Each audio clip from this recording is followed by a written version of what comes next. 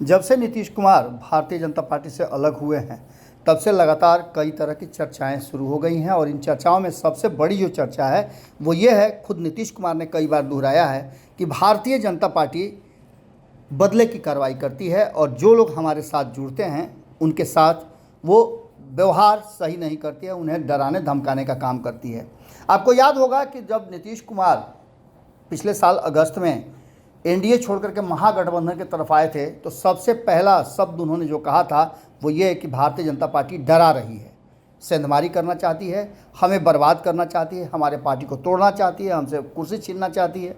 और यही सब बात कह करके वो अलग हुए थे। इसके बाद उन्होंने दूसरी जो बात कही वो ये थी कि वो अपने कारण नहीं आए हैं। उन्होंने जब शिफ्ट किया इधर तो कहीं ना कहीं एक बात सामने आई कि ललन सिंह और विजेंद्र यादव के इशारे पर उनके द्वारा जो चीज़ें सामने रखी गई थी, तथ्य रखे गए थे, उसके आधार पर उन्होंने फैसला लिया कि वो महागठबंधन की तरफ आएंगे।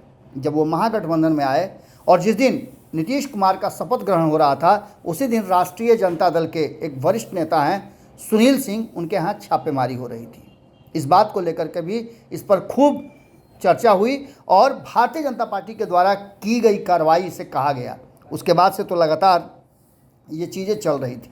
भारतीय जनता पार्टी जिन मुद्दों पर समर्थन लेती रही है नीतीश कुमार की, आज वो भी मुद्दे नीतीश कुमार के लिए विरोध का कारण बन गए हैं। आपको याद होगा कि द्रौपदी मुर्मू जब उम्मीदवारी उनकी तय हो रही थी, राष्ट्रपति के लिए उनका नाम सामने लाया गया था, तब विपक्ष ने मिल करके विरोध किया था। इस बात को लेकर के भारतीय जनता पार्टी अब काफ़ी मुखर हो गई है और ये मुखरता तब और ज़्यादा मजबूत हो गई है जब संसद भवन के उद्घाटन में नाम उद्घाटनकर्ता के रूप में प्रधानमंत्री नरेंद्र मोदी का है। भारतीय जनता पार्टी इस बात को लेकर के पूरी तरह से मुखर है और कह रही है कि सदन में सबसे बड़े नेता के रूप में प्रधानमंत्री होते हैं और इस पर कई तरह के तर्क भी दिए जा रहे हैं। वहीं विपक्ष इस बात को लेकर के लगभग 20-21 दल हैं जो इस बात का विरोध कर रहे हैं कि उसका उद्घाटन जो है वो राष्ट्रपति जी से कराना चाहिए था।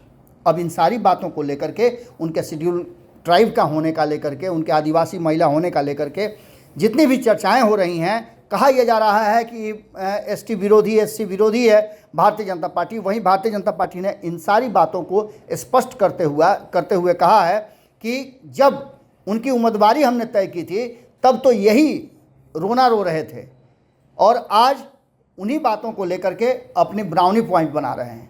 कुछ भी होने वाला नहीं है, विपक्ष के पास कोई मुद्दा नहीं है, इसलिए वो भटक रहे हैं। इसके साथ ही ये भी कहा गया है भारतीय जनता पार्टी की तरफ से कि रोए के तरहले रहीं तब तक ले आँखिए खुदा गई।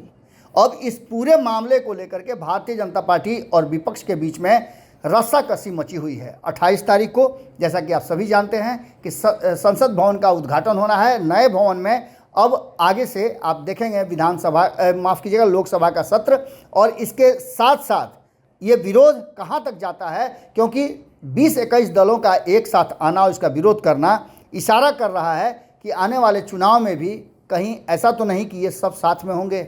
हालांकि कई ऐसे मुद्दे सामने आए हैं जिस पर विरोध में खड़े विपक्षी दलों के बीच भी एका नहीं है।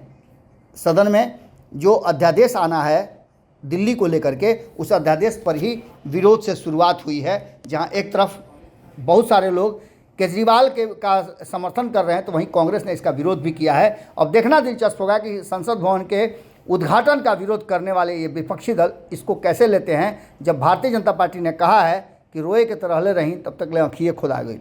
अगर ये वीडियो पसंद आई और वह बिहार के राजनीति और बिहारियत से सरोकार रखेनी तो सब्सक्राइब बटन दबा के चैनल के सब्सक्राइब कर ली। ओजे एगो घंटी बा, ओकरा बटन दबा देला से कुल सटीक और मारक खबर रुआ मुफ्त में मिल जाई। अगर रुआ पत्रकारिता के हमनी के नया प्रयोग में सहयोग कर चाहतानी तो ज्वाइन बटन दबा दी। पेटीएम नंबर नोट कर ली 9386816700। धन्यवाद।